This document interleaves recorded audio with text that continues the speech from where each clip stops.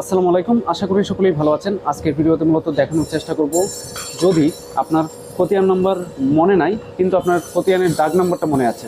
এখন সেই খতিয়ানের দাগ নাম্বার দিয়ে আপনি কীভাবে আসলে ঘরে বসে খতিয়ান নাম্বারটা জানতে পারবেন, এমনকি ওই খতিয়ানের জন্য আবেদন করতে পারবেন সার্টিফিকেট কপি অথবা অনলাইন কপি। সেই প্রসেসটা আমি দেখানোর চেষ্টা করবো আজকের ভিডিওতে। আশা করি পুরো ভিডিওটি দেখলে আপনার কাজে আসবে, বা আপনি আপনার যে খতিয়ানটা রয়েছে আপনি দাগ নাম্বার জানেন কিন্তু খতিয়ান নাম্বার জানেন না, যে কারণে আপনি ওইটার আবেদনও করতে পারছেন না বা ওই খতিয়ানটা আপনি পাচ্ছেন না। তো সেই জন্য আপনার যেতে হবে হচ্ছে ল্যান্ড রেকর্ড অ্যান্ড ম্যাপ।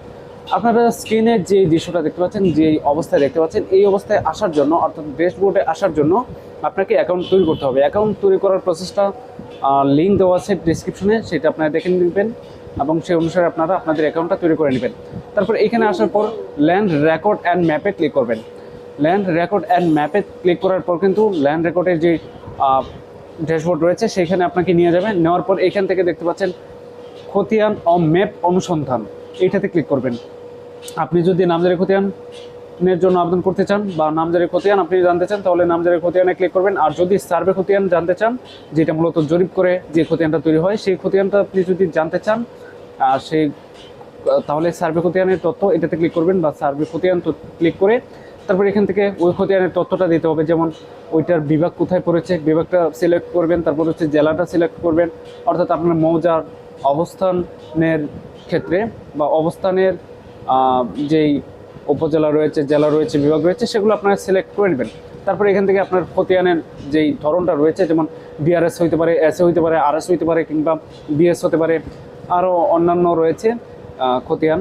তো যে খতিয়ানটা আপনার প্রয়োজন সেই খতিয়ানে ক্লিক করবেন। আমার বিআরএসের প্রয়োজন, তাই বিআরএসে ক্লিক করতেছি। এখানে মৌজা আপনি এখান থেকে সিলেক্ট করবেন, আপনার ক্ষেত্রে যেটা প্রযোজ্য। আপনার যদি জেল নাম্বার মনে থাকে তাহলে সহজে আপনি পেয়ে যাবেন, অন্যথায় আপনার আসলে এখান থেকে একটু খুঁজতে হবে। তো আমি এখান থেকে সিলেক্ট করলাম হচ্ছে 66 জেল নং, অর্থাৎ জামালগড়। ওকে, আমি এটা সিলেক্ট করার পর এখন এখানের মধ্যে আপনি খোঁজাখুঁজির যাইতে চাচ্ছেন না, যেহেতু আপনার খতিয়ান নাম্বার মনে নাই, আপনার দাগ নাম্বার মনে আছে, সেহেতু আপনি এখানে আসলে খতিয়ান নাম্বার তো দিতে পারবেন না, বা খতিয়ান নাম্বার দিয়ে তো আসলে সার্চ করতে পারবেন না।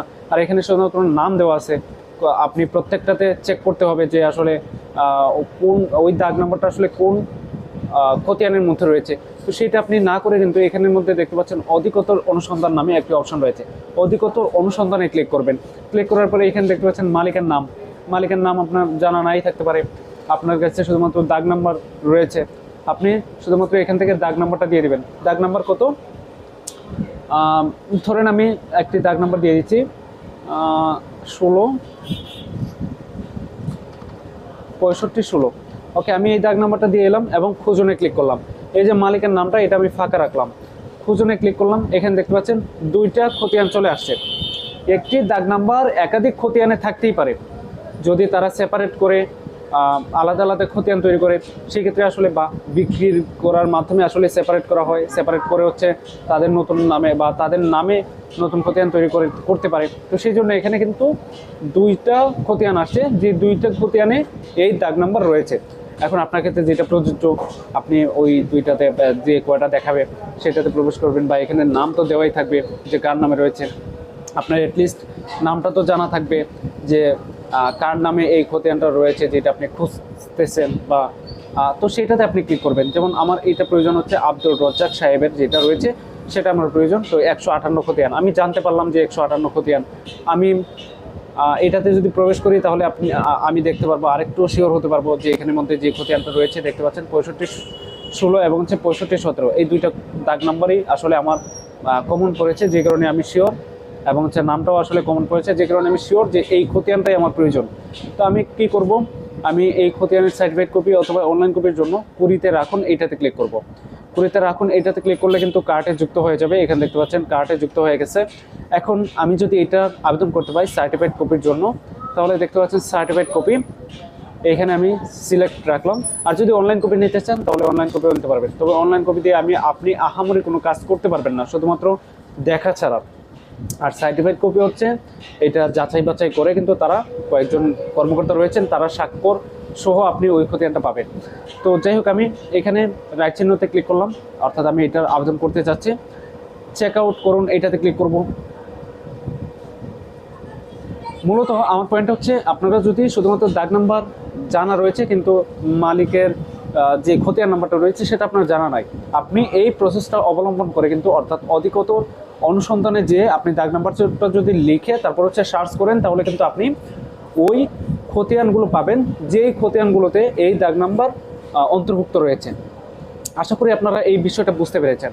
তারপরে আমি আপনাদেরকে খতিয়ানের যে আবেদনটা আমি দেখাচ্ছি এই কারণে, যেন আপনার আরেকটা ভিডিও দেখার প্রয়োজন হয় না।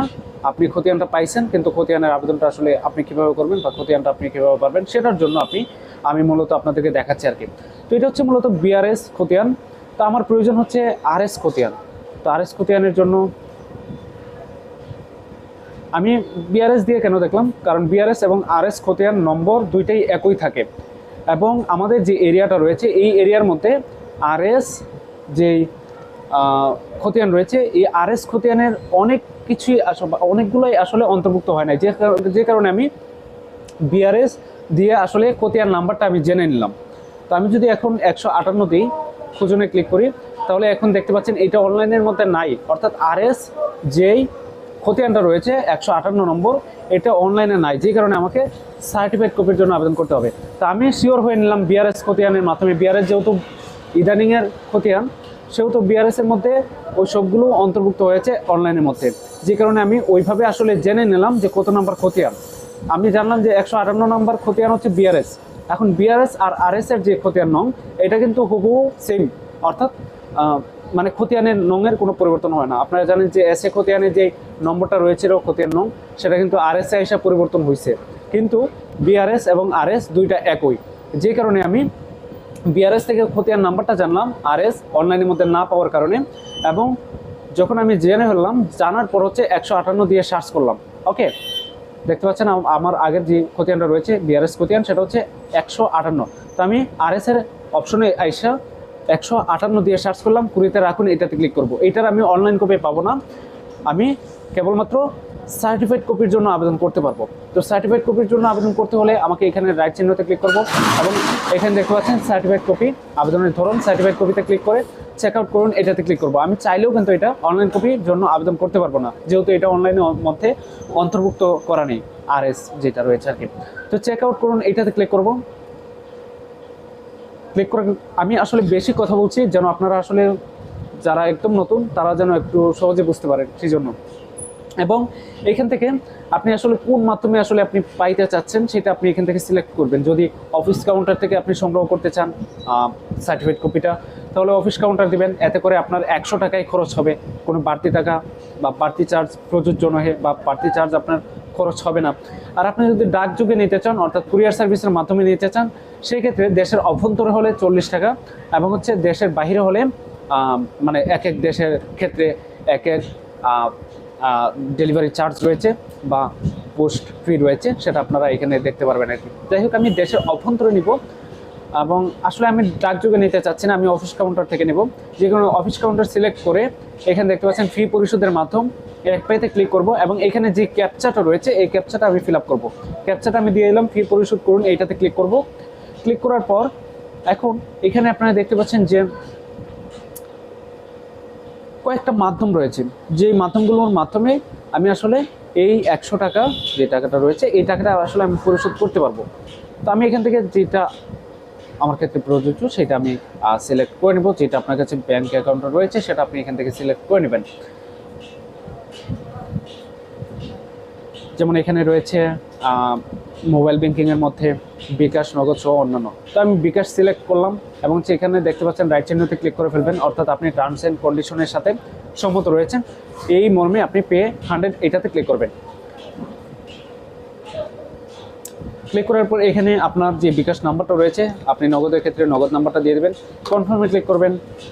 আপনার ফোনে একটা ওটিপি যাবে বা ওয়ান টাইম পাসওয়ার্ড যাবে, সেই ওয়ান টাইম পাসওয়ার্ডটা এখানে টাইপ করে নিতে হবে। ওকে, ওয়ান টাইম পাসওয়ার্ড দেওয়ার পর আপনি কনফার্মে ক্লিক করবেন। কনফার্মে ক্লিক করার পর এখানে পাসওয়ার্ড চাইবে, আপনার যে বিকাশ পিন নাম্বার রয়েছে কিংবা আপনি নগদের ক্ষেত্রে নগদের পিন নাম্বার দেবেন এবং কনফার্মে ক্লিক করবেন। তাহলে কিন্তু আপনার যে পেমেন্টটা রয়েছে, অর্থাৎ যে টাকাটা আসলে প্রয়োজন সার্টিফিকেট কপির জন্য, সেই টাকাটা আপনার বিকাশ অ্যাকাউন্ট অথবা নগদ অ্যাকাউন্ট বা যেটাই আপনি সিলেক্ট করেন সেটা থেকে আসলে সেই অ্যাকাউন্ট থেকে কেটে নেবেন। কাটার পর আসলে এখানে রসিদ পেয়ে যাবেন, এই রসিদটা আপনার প্রয়োজন হবে তখন যখন আসলে আপনি যে অফিস কাউন্টারে যাবেন, অফিস কাউন্টারে যেয়ে কিন্তু আপনাকে এই রসিদ দেখাতে হবে এবং দেখানোর পর কিন্তু তারা আপনাকে যে খতিয়ান রয়েছে, যেটা আসলে সার্টিফাইড কপি, সেটা কিন্তু আপনাকে প্রোভাইড করবে। এবং এখানে দেখতে পাচ্ছেন ডেলিভারির সম্ভাব্য তারিখ দেওয়া আছে। এই তারিখের আগে আপনারা যাবেন না, এই তারিখের 4-5 দিন পরে যাবেন। সেই ক্ষেত্রে আসলে পাওয়ার সম্ভাবনাটা অনেক বেশি থাকে। অনেক সময় দেখা যায় যে অনেক আমি পূর্বেই বলছি যে কয়েকজন কর্মকর্তার সিগনেচার নিয়ে কিন্তু সার্টিফাইড কপিটা তৈরি হয়। সুতরাং সিগনেচার যদি অসম্পূর্ণ থাকে সেক্ষেত্রে কিন্তু আপনাকে সার্টিফাইড কপি প্রোভাইড করতে পারবে না। আর এই জন্য আপনি এই ডেলিভারি তারিখের কয়েকদিন পরে যাবেন, তাহলে কিন্তু আপনি পাওয়ার একটা সম্ভাবনা থাকে। তারপর আপনি এই রসিদটা আপনি এখানে দেখতে পাচ্ছেন রসিদ ডাউনলোড নামে একটি অপশন রয়েছে। রসিদ ডাউনলোডে ক্লিক করবেন এবং রসিদটা ডাউনলোড করে নেবেন এবং প্রিন্ট আউট করে ফেলবেন। মোবাইলের ক্ষেত্রে এবং কম্পিউটারের ক্ষেত্রে সেম একই পদ্ধতি অনুসরণ করা লাগে। এর জন্য কোনো আলাদা কোনো অপশন নাই বা ঘাবড়ানোর কোনো কিছু নাই যে আপনার টাকা মার যে যাবে কিংবা আপনি খতিয়ান পাবেন না, এরকম কোনো বিষয় না আসলে, যদি সার্ভার জনিত কোনো ধরনের কোনো সমস্যা না হয় আর কি। তারপর সেটি আপনি কমপ্লিট ডাউনলোড করে ফেলবেন এবং প্রিন্ট আউট করে ফেলবেন। প্রিন্ট আউট করার পর আপনার যে ডেট চলে আসে সেই ডেটের মধ্যে আপনি এটি জমা দিবেন। আপনার যে নিকটস্থ যে ডাকযোগ রয়েছে, যে অফিস কাউন্টার রয়েছে ওইখানে যাবেন এবং সেইটা জমা দেবেন, আপনাকে কিন্তু সার্টিফাইড কপিটা দিয়ে দিবে।